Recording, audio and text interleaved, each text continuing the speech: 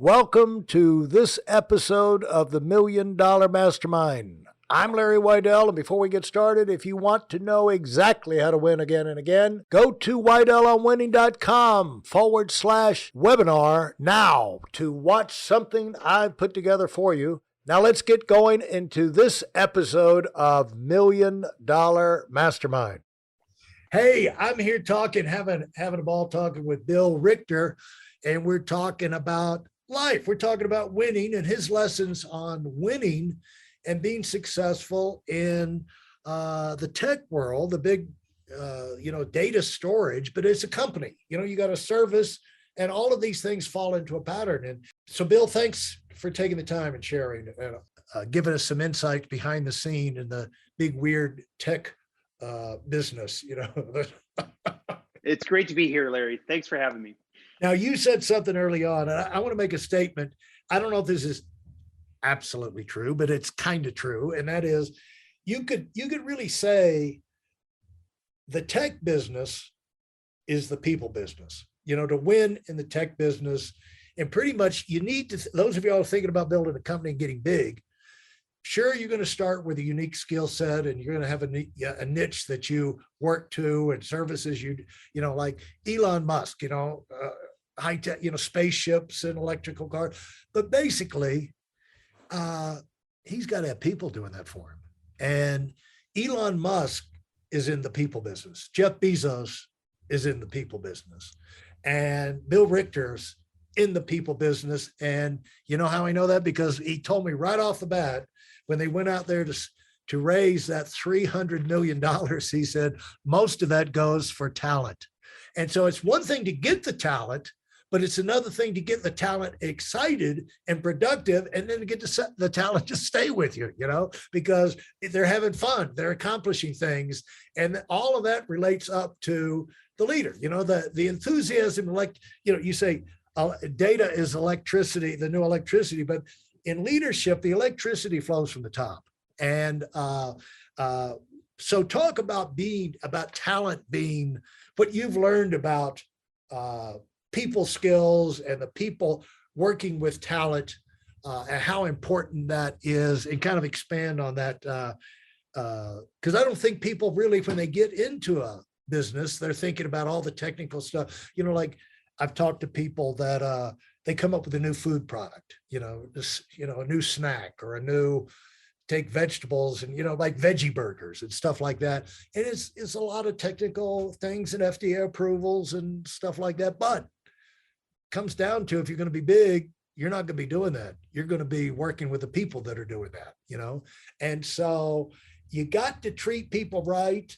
You got to be able to enjoy being around people. The thing that you talked about, on your past thing, you talked about how you got out of your wife's, reorganizing her spice cabinet, how you got into venture capitalists. It's just like by talking to people and being curious about what they're doing, me. And I've always believed, I heard this a long time ago, when people talk, magic can happen. But if you're not talking, magic can't happen. But if you're talking especially if you're talking with motivated gung-ho people, and you're talking about, interesting things, the sparks can fly. And that's how you really got sucked into this whole new way of life. When you started those coffees, you probably had no idea where that was going to lead you. That's right. And it's interesting. Because I spend my career in tech and venture capital, all my friends at one point or another, family members will call and say, "Hey, I've got an amazing idea." And then they'll say, "I don't want you to tell anyone about this. It's because I'm really worried. This idea, it came to me. No one's ever thought of this." Yeah. And then I'll say, "Well, what's the idea?" And they'll tell me it's something or another. And they go, "Well, what do you think?" And make you sign a non-disclosure agreement before they even tell you. Well, and I always laugh at this because, some of these ideas I might think are good, or sometimes I think they're dumb, but it doesn't really matter. What I always tell them back is, "Well, what are you going to do with it?" And then they go, "Well, no, I'm going to find somebody that's going to go, build that idea out." And I go, "Let me just be clear. Ideas are cheap. I mean, Larry, you and I could dream up 5 ideas in the next 5 minutes. ideas are cheap. Execution is the hard part. And execution comes down to the people, to get back to your question. I mean, it is simple as that. And I will tell you, it's the most important thing that I can do in my job. It's the most important place for me to spend my time. It's about, you got to find the right talent, and that's hard, especially in a competitive market. You got to be able to bring them into the business. You got to be able to empower them and let them do their best work. And then this is the tricky part, you got to align them. Everyone has to be marching down the same direction. Because even really talented people that are empowered that aren't aligned, that's a lot of turbulence over a wing, and you won't fly very high or very fast. And you're right, that is the job of a CEO or a leadership team. And it's not something you just do one day and you get right, and then you put in the drawer and you say, okay, that's done, let's get on to my next task. It is an everyday job. And you will make mistakes along the way. That's kind of like tricky part too. You especially people like me, you hire someone and you go, okay, this is the one, and then it doesn't work out. You go, okay, that's fine. I'll deal with my mistake, but we all want to learn from it. And I want to build an organization where people kind of accept that. They know we're not gonna get everything right, but we have to get most things right. That's the way we want to think, because we want folks to be able to take some risk. I tell folks, if it's okay to make a mistake. If you never make a mistake, you're probably not trying hard enough. So it's okay, just learn from it. And that's going to allow us to be risk tolerant and risk taking and move quickly. But all those things, all those concepts around how ideas turn into companies, and the requirement of execution, and what execution really means is people. And people is all about talent, and alignment is it's hard work. And it's the difference between what we all think of as absolutely great companies, and then companies that have come with great ideas, and then you wonder, how come I don't have a BlackBerry in my pocket? That's weird. Yeah. That was a great product, but the execution wasn't there in the end.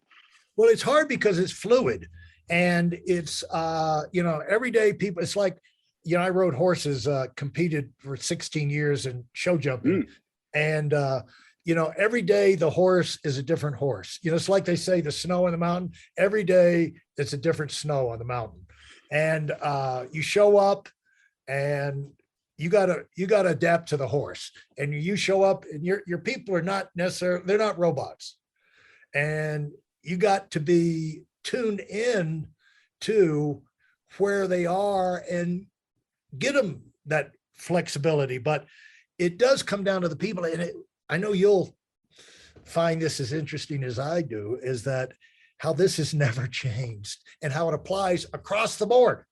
And so, for example, I was in startup financial services company way back in 1975 and 78. The first expansion, we were in a couple of states, and they said, okay, we're going to start expanding. So I was one of the first to expand out of Atlanta, Georgia, went up to North Carolina. And let me tell you how well funded I was. I had a yard sale 2 weekends in a row to raise $780 to get the rental truck to pay for my move to North Carolina. Okay. So I was obviously a financial genius the way I, had my finances in order and all of that. But well, you cleaned up the balance sheet, you got liquid, and that's good. And I laugh that I say that was two of the most successful sales I ever had in my life. And I almost gave up financial services and went into the yard sale business, But anyway, in the process of moving, we had a 3-year-old and a 5-year-old boy. And, we're so stupid as parents. We're thinking, oh, move them in the school year, because we were thinking about moving in November. We were thinking, oh, this could be disruptive to their psyche and everything. Maybe we should wait to the end of the year and do it like that. And we talked to the principal of the school or something like that. He said, look, if the parents are happy, the kids are going to be happy. They'll adjust, They said, but when you're looking for a school up in North Carolina, because we were asking what kind of schools look for, private, public, this, that, the other, and they said, here's the thing about a school. The school doesn't really matter. What matters is the teacher who will be teaching them inside the school. And that's what we're talking about here, right? I mean, because you can start, you can spend the millions of dollars. You got the servers, you got the equipment, you got this, you got the marketing campaign, but then you got somebody in charge of running that thing and they're a dud, your business is going to be a dud. It all comes down to the people at the end of the day on the execution standpoint. And execution is the key to making any idea work. And I'm sure you've seen that time and time again. Hey, listen, there's a lot of information online, but there aren't a lot of people who've actually done something. In my case, I've actually built a successful business that's accrued over $5 billion in assets under management and has done well even during trying times. Now, if you want to know exactly how I've done this, go to whitelmwinning.com/webinar now. I've compressed a decade of learning into 5 short weeks just for those of you who want to give yourself an incredible advantage and are tired of waiting and watching others move up. Oh yeah, absolutely. And I think a misconception is, as a CEO, you're like, okay, well, my job's to hire really good people, then tell them all what to do. And that doesn't quite work. In fact, I'll tell you a little story. Like my VP of engineering here at Qumulo, the great Molly Brown, when I joined the company, was kind of a mid-level manager, and I got to Qumulo and I started rattling off all of my brilliant ideas. And she goes, she pulled me aside and said, what you're saying is idiotic, and here's why. And I just like looked at her and I thought, that is a future leader of this company. Yeah. And so you got to be willing to surround you that's the thing, when you hire really smart, passionate people, you got to listen to them too. And that takes a little bit of vulnerability, right? Because when you first become a CEO, exactly. You go, well, I got to know what I'm saying and be right a lot and all that. And you go, you got to know how to listen too. And look, this is, I'd like to say there's a framework and some rows and columns and just tick off all these things. It's a lot of art to this. And like you said, Larry, it's always changing. The snow and the slopes are different every day. You overlay a global pandemic, people change where they are in their lives and their personal situations. And, the thing is, and you got to be able to adjust. Yeah. And well-run companies grow. A well-run company is going to grow, and growth creates problems. You got to get new people, you got new facilities, you got to get new in fact, that's the job of a leader, to outgrow what you've got now because you're so incredibly successful. But what's unsaid about that is that you're going to create all kind of new challenges, or you're going to stall out. And so that's why people look at successful people like yourself and they say, Bill, why, okay, not retire, but why don't you find something else to do? Take a hobby. Why are you pushing so hard? Why are you working so long? Why are you putting yourself through this? And what they don't, because they don't understand how much fun it is to make things happen and to go where no one's gone before. You're competing against the Goliaths out there.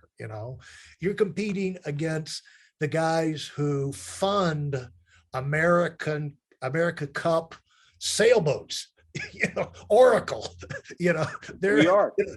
You're out there competing against Oracle, and it's fun, and to do those things where people don't expect it, never been done before. What part of the country are you in? I'm based in Seattle, Washington. Oh. I grew up in Los Angeles. Okay.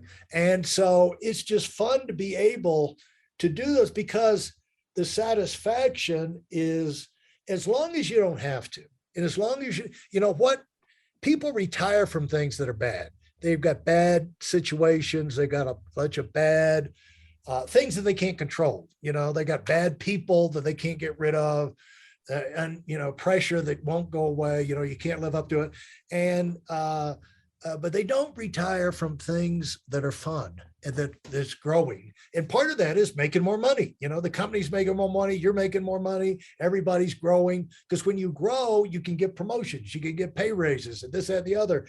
And so they say, why are you so driven, you lunatic? Why don't you back off?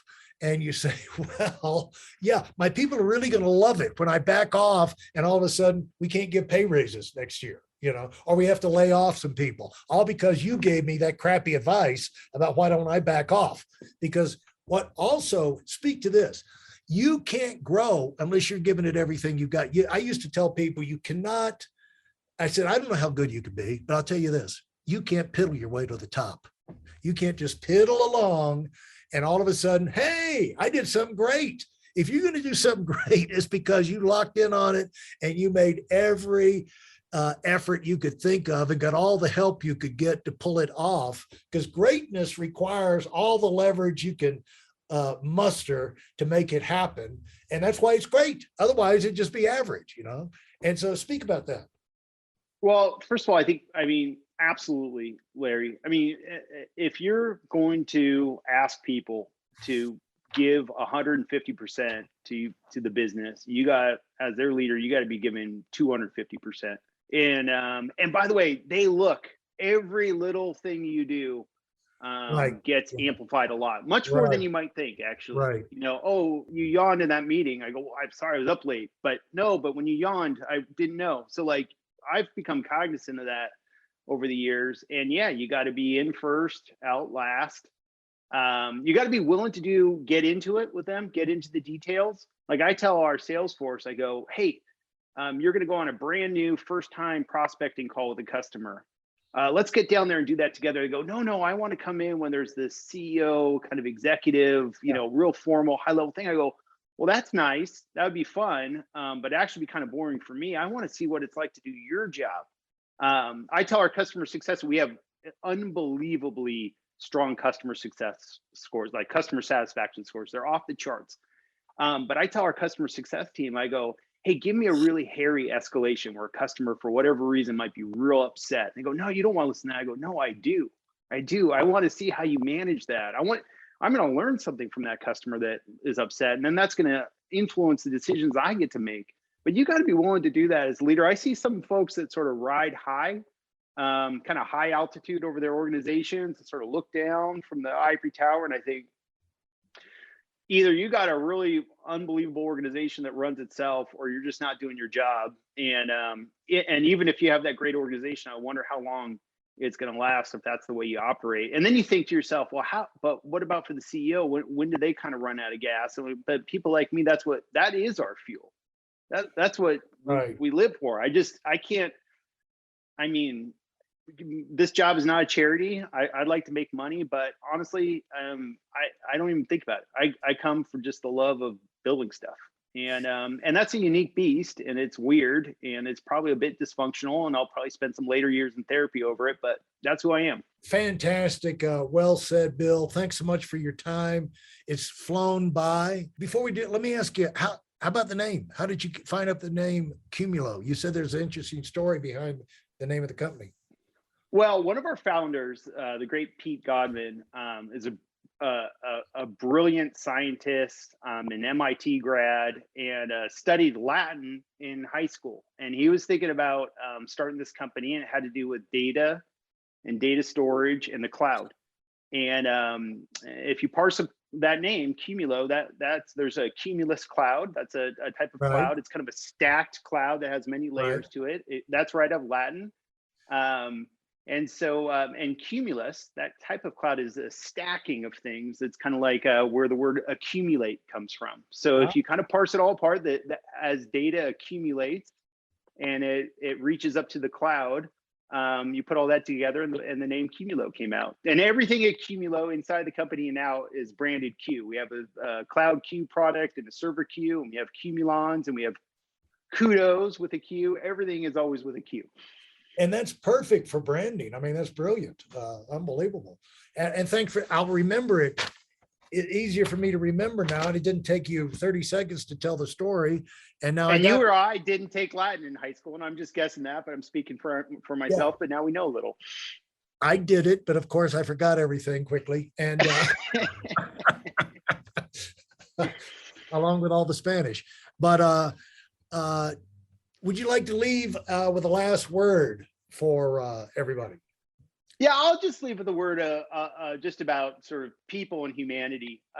You know, I've watched I am enormously optimistic about our community here in Seattle, about our country, and it's been a really tough time. And what I see though is a lot of people starting to be optimistic about the future, and kind of working together more and kind of taking care of each other more. We've just had so many people that have struggled either because of the pandemic or because of economic stuff, and I see people sort of getting past that together, and I like it. I don't think we're doing enough of it, but I see really good green shoots. And so as everyone listens to this podcast, and I just encourage everybody to kind of think about how you can help somebody else today. I think we'll be better off as a result. And of course, you have certainly done that by being so open and taking the time to share today. And look, I'm going to look forward to checking in with you down the road and hearing about the incredible success that you're getting ready to have. And I want to thank you for your example of entrepreneurship, which in leadership, which goes beyond just words. And I know there is a vast army of families and people that you are impacting in a positive way. And it's going to go on for, the thing is that, there's so many people that look at us when we're in a leadership position, Bill, and you got eyes on you everywhere you go, just like you said. And so to be able to stand for something solid is a big darn deal. And you're doing a great job of it. Thank you so much. Appreciate you sharing. I'm already looking for the next time, and maybe we'll hit the slopes one day up there in your neck of the woods. If you enjoyed what you've heard and are dead serious about finding out for yourself exactly how this works in the real world, I've taken the most valuable business lessons I've learned over 40 years and put them into something for you to watch. Go to whiteelemoney.com/webinar now in order to move up as fast as possible. I'm Larry Weidel, and I run the $1 Million Mastermind. Go, go, go.